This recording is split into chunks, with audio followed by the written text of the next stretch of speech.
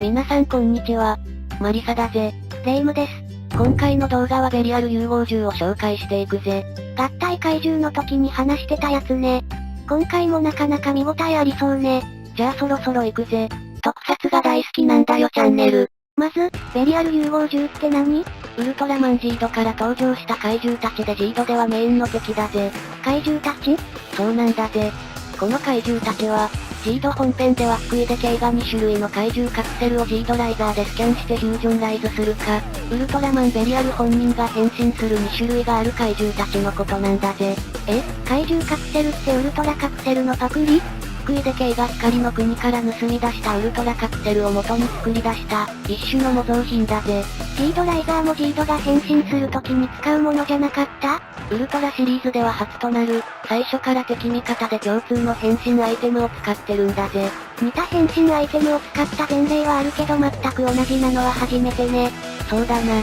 前作のオーブは似ているけど別物だからな。フュージョンライズもジードが歴代のウルトラ戦士たちの力を借りて多彩な形態へ姿を変える能力よね。そうだぜ。まあ、こっちはウルトラ怪獣たちの力を借りてるがな。ここまで共通だとヤバくない？だから、かなり苦戦するんだぜ。さらにウルトラマンベリアル本人とウルトラ怪獣たち、ヤバい奴らがフュージョンライズするのが恐ろしすぎるんだぜ。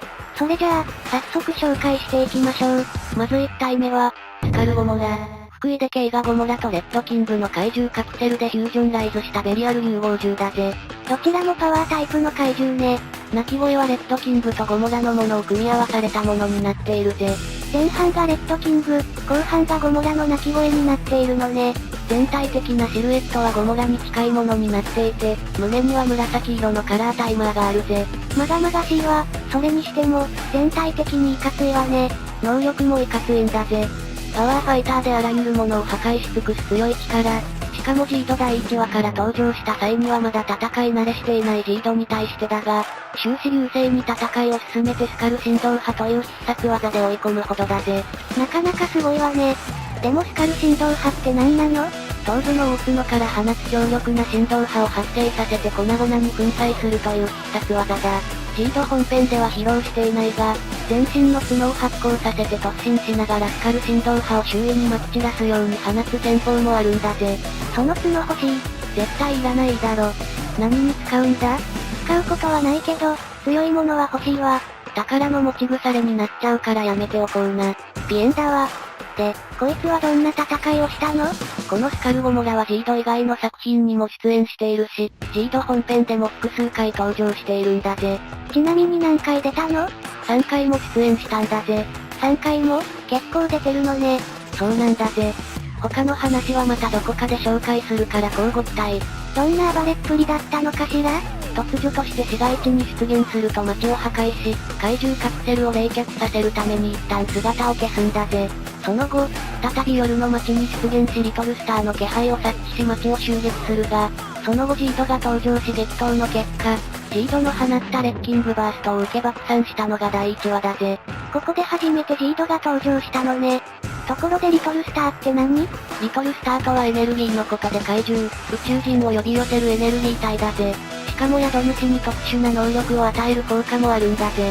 ちなみに、敵はベリアル完全復活のためにこの物質を狙っているので、ちょくちょく出てくるから覚えといてくれよな。しっかり心のメモしといたわ。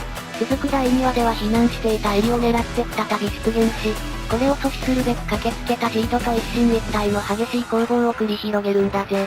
完全にやられたわけではなかったのね。初戦と同様、一度はジードをスカル振動波でダウンさせるが、エリに襲いかかろうとしたところを再び立ち上がったジードに止められるんだ。ダウンしても立ち上がるその姿は間違いなくヒーローね。口からインフェルノマグマを放ってジードを消し飛ばそうとするが、発射の瞬間にジードに狙いを外されてしまい、隙を突かれて至近距離から放たれたレッキングバーストで体をぶち抜かれ、粉々に粉砕されたんだぜ。でも、まだ出てくるのよね。三瀬36に出現し、駆けつけたジードと戦闘になり、ソリッドバーニングのコークスクリュージャミングで倒されたぜ。この話はあっさりだったのね。まあな、その後はスカルゴモラも別作品でも登場しており、それはまた別の機会に紹介できればと思うぜ。気になるわね。2体目は、サンダーキラー。エレキングとエースキラーの怪獣カプセルでフュージョンライズしたベリアル融合銃だぜ。デザインは凶暴的ね。エースキラーの鎧を着たエレキングって感じの外見ね。攻撃方法もエレキングの三日月型カッターを黒色化したようなものを口から放ったり、左腕のエースキラーの鍵爪からエレキングの電撃を放ちつつ相手を切り裂くといった技もあるぜ。当然、尻尾からの電撃攻撃もできるぜ。エレキングの要素が多くて、エースキラーは少ない印象ね。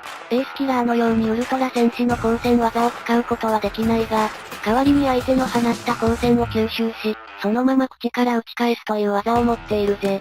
カウンター技ね。どんな活躍をしたの？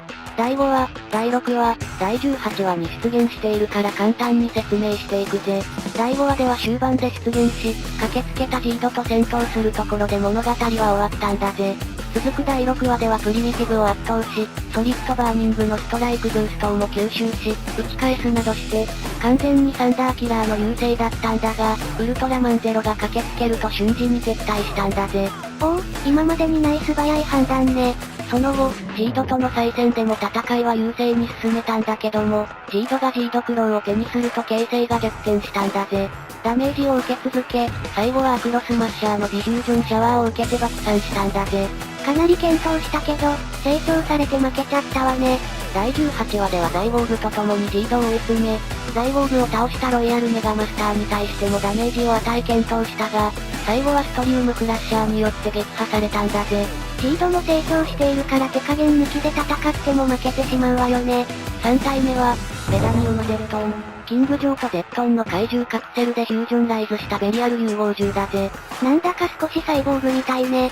確かにそうだな。ゼットンにキングジョーのパーツが食い込んだサイボーグ化したゼットンとも言えるデザインだな。融合元がこの2体なら強そうだけど、能力的には高い戦闘能力を持つとされていて、ソリッドバーニングをも圧倒するパワーを持ち、角から赤い電撃光線を放つんだ。また、赤いレーザーのような光線や、ゼットンシャッターのようなバリア、テレポートも使用できるんだぜ。確かに強そうだけど他にはないの？これだけじゃないんだぜ。最大の武器は、両腕から放つ火球、ペダニウムメテオだぜ。フルパワーで放てば山一つを軽々と消し飛ばすことができるどころか、あまりに強力すぎて反動が大きく、自分自身もダメージを受けてしまうほどの威力を持つんだぜ。反動でダメージを食らうほどの技を持っているなんて、なかなかやるわね。それだとそんな簡単にはやられてなさそうね。その通り、展開が読めるようになってきたな。結構学んだもの。このペダニウムゼットンは第11話、第12話、第21話に登場してるんだ。第11話から12話ということは、中ボスね。新世代シリーズでは恒例だな。その恒例行事はどうやってお開きになったの？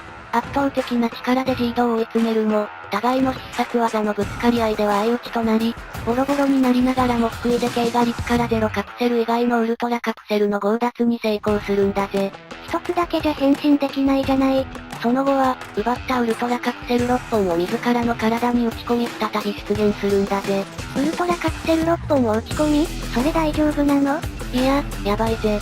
その影響で K は精神に異常をきたすし、フルパワーでペダニウムメテオを放った反動で頭の神経と脳の一部が焼き切れてしまい、自己修復するために一時停止する行動を見せるなど、暴走状態になっちまうんだぜ。やばすぎるわね。しかし、自我は完全には失われていなかったみたいなんだぜ。最後のリトルスターを探して街を壊滅状態寸前へと追い込むんだぜ。自我が残ってるだけ称賛するわ。だけど、自分の守るべきものを手に入れ、マグニフィセントの力を手に入れたジードに、ペダニウムメテオはレイジングジードバリアで防がれるなどして劣勢になってしまい、最後はビッグバスタウェイの直撃を受け爆散したんだぜ。神経体の前には勝てなかったわね。中ボスではあるんだが、初戦はバリアもテレポートも使わずに相打ちというあっけない結果に終わり、再登場は暴走状態になってしまったこともあり、キングジョーとゼットンという強豪怪獣の力を宿していながら、その力をフルに活かすことがないまま退場した、かに見えたんだぜ。やっぱり簡単には終わらないのね。さすが中ボス。第21話でゾフィーのリトルスターを宿しているグビラの抹殺のために再登場。プリミティブを難なくあしらうと、ロイヤルメガマスターを相手に、スペシウムフラッシャー、バルカンスパークルなどの光線技をバリアで確実に防ぎ、スラッガースパークもテレポートによる回避を行い、上空からの連続火球攻撃でカラータイマーを点滅させるまでジードを追い詰めたんだぜ。初戦では使わなかったものを、使うようになったのね。そうなんだ。しかし、リトルスターの力を使ったグビラの援護で体が痺れてしまい隙ができて、ベースカプセルを起動したデータにない技バーチカルスパークを食らい敗退、爆散したんだぜ。倒れる時は直立したまま後ろに倒れるキング上おなじみの倒れ方だったのね。こういうところも元の怪獣の影響を受けるんだな。今回は、少し数は少なかったがどうだった?レイム。もっと紹介して欲しかったから次回に期待ね。ああ。ちょっと長くなっちゃいそうだから、残りは動画分けてパート2として別動画で解説するぜ。了解、みんな一旦休憩してさらなる強敵に備えましょ。他にもウルトラマンについて色々と解説をしていくからチャンネル登録よろしくなんだぜ。最後まで見てくれてありがとうね。また次回も、よろしく。ご視聴ありがとうございました。